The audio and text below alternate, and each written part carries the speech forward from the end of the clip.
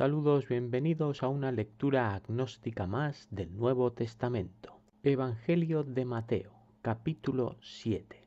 Seguimos descubriendo las bienaventuranzas de Jesús en su primer discurso oficial, conocido como el Sermón del Monte, el juzgar a los demás. No juzguéis para que no seáis juzgados. La justicia es monopolio divino, derivado a lo sumo a los jueces y sacerdotes. El pueblo únicamente sirve, no puede hacer absolutamente nada más. Si juzgas, si opinas, si acusas, incumples la ley, serás juzgado. Porque con el juicio con que juzgáis seréis juzgados, y con la medida con que medís os será medido. Esto según cómo o quien nos lo lea, separado de su contexto total, podría ser comparado incluso con las enseñanzas orientales sobre el karma. Pero en boca del autodenominado Hijo de Dios tenemos la obligación de interpretarlo bajo su parámetro, la ley de Moisés. Ojo por ojo, diente por diente, tal harás, tal recibirás. ¿Y por qué miras la paja que está en el ojo de tu hermano y no consideras la viga que está en tu ojo? No te compete ni juzgar ni incriminar, todos sois pecadores. Corrígete a ti mismo, es la única obligación que Dios te da. ¿O cómo dirás a tu hermano, deja que saque la paja de tu ojo y he aquí la viga en tu propio ojo? ¿Con qué autoridad tú, pecador, puedes corregir a otro? Hipócrita, saca primero la viga de tu ojo y entonces verás bien para sacar la paja del ojo de tu hermano. Compórtate rectamente, sé inmaculado. Solo siendo un ejemplar de virtud puedes corregir al prójimo. No deis lo santo a los perros ni echéis vuestras perlas a los cerdos, no sea que las pisoteen con sus patas y se vuelvan y os despedacen. Optamos por la interpretación literal de este versículo estrictamente. Podríamos entender que a los perros no se les permite comer ningún tipo de alimento posiblemente santificado, alguna ofrenda, pero soy incapaz de imaginar algún supósito donde se vieran con la necesidad de tener que echar perlas a los cerdos, riquezas, así que evidentemente tenemos que hacer una interpretación metafórica. Los perros y sobre todo los cerdos es una referencia despectiva, son animales impuros. La oración y la regla de oro. Pedid y se os dará, buscad y hallaréis, llamad a la puerta y se os abrirá. Cuando necesites encontrarás ayuda, caridad. Esto tampoco debería resultarnos tan extraño en una sociedad donde se rigen muchas zonas por la ley de la hospitalidad.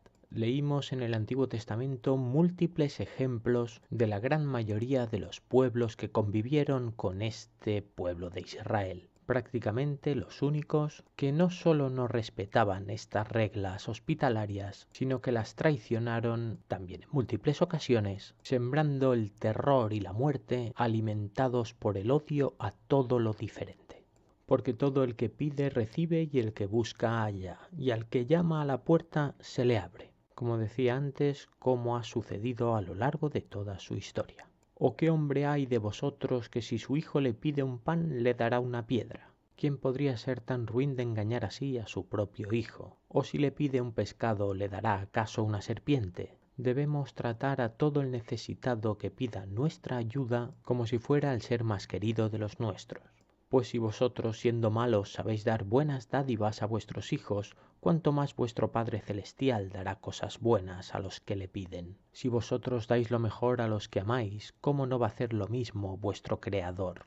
Así que todo cuanto queráis que os hagan los hombres, así también hacedles vosotros, porque esta es la ley y los profetas. Tratad a los demás tal y como queréis ser tratados. Nada más que esto es lo que pretende la ley y los profetas. Y este resultaría un consejo benévolo si únicamente tuviéramos en nuestras manos este versículo, incluso este libro. Pero si fuera así, dejaríamos de comprender gran parte del significado de las palabras de Jesús, aquel que ha reconocido su intención de respetar hasta la última coma de la ley de Moisés, la ley de este Dios que nos señala la viga en el ojo para que nos corrijamos y reconozcamos las buenas acciones, el Dios que entre todos los seres de su creación eligió la estirpe de Jacob, que traicionó a su propio hermano por un simple plato de lentejas, porque esta es la ley y los profetas.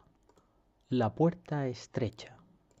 Entrad por la puerta estrecha, porque ancha es la puerta y espacioso el camino que conduce a la perdición, y muchos son los que entran por ella. Lo incómodo es lo correcto, lo fácil, lo cómodo es dejarse llevar, y esto induce al pecado. Cuán estrecha es la puerta y angosto el camino que conduce a la vida, pocos son los que la hallan. El sacrificio, el sufrimiento es lo que conduce a la vida. Esto que estáis viviendo no lo es solo un tránsito, una prueba, y pocos son los que la superan. Por sus frutos los conoceréis. Guardaos de los falsos profetas que vienen a nosotros con vestidos de ovejas, pero por dentro son lobos rapaces. Yahvé solo permite a un profeta, cualquier otro es falso. Por eso Juan el Bautista dio la sensación que renunciaba una vez bautizó a Jesús. Él le reconoció como nuevo profeta. No podían ser los dos. Cualquier otro, de los que creo que hemos llegado a conocer unos cuantos, únicamente busca su propio beneficio. Por sus frutos los reconoceréis. ¿Acaso se recogen uvas de los espinos o higos de los abrojos? ¿Cómo conoceremos el que busca el bien o el que busca su beneficio? Pues analizando sus actos. Si analizamos los actos de Jesús, únicamente pide que se cumpla la ley de Yahvé. Este es el mejor acto, el más benevolente a ojos de Dios. Así todo árbol bueno da frutos buenos, pero el árbol malo da frutos malos. Aquel que sus acciones van acorde con el cumplimiento de la ley es un hombre bueno, y el hombre malo es aquel que todo lo que hace lo hace en contra de la ley de Dios. No puede un árbol bueno dar frutos malos, ni un árbol malo dar frutos buenos. No existe paradoja alguna. El bueno es el obediente, el malo es el rebelde. Todo árbol que no da buen fruto es cortado y echado al fuego. En este versículo también tenemos el dilema de si debemos interpretarlo literalmente o de modo metafórico. Literalmente nos llevaría a tener que cortar todos los árboles literales y echarlos al fuego que no dan buen fruto. Así que de nuevo nos encontramos con una metáfora. Todo aquel que desobedece la ley de Dios, que actúa con maldad, que no es un buen ejemplo, será cortado y echado al fuego. Y esto sí que coincide literalmente con lo que dicta la ley de Yahvé. Así que por sus frutos los reconoceréis. Así que cuando vosotros reconozcáis a alguien así, tened en cuenta la ley, que es vuestra obligación eterna. Nunca os conocí. No todo el que me dice Señor, Señor, entrará en el reino de los cielos, sino el que hace la voluntad de mi Padre, que está en los cielos. Los cielos no están ideados para los pelotas, sino para aquel que obedece la ley de Dios estrictamente. Muchos me dirán en aquel día, Señor, Señor, no profetizamos en tu nombre, y en tu nombre echamos fuera demonios, y en tu nombre hicimos muchos milagros. Aquel día creo que se refiere al día en que deberán decidir si nos permiten la entrada a los cielos o no. Dios nos habrá observado a lo largo de toda nuestra vida. Da igual lo que le contemos que hicimos, Él lo sabe perfectamente.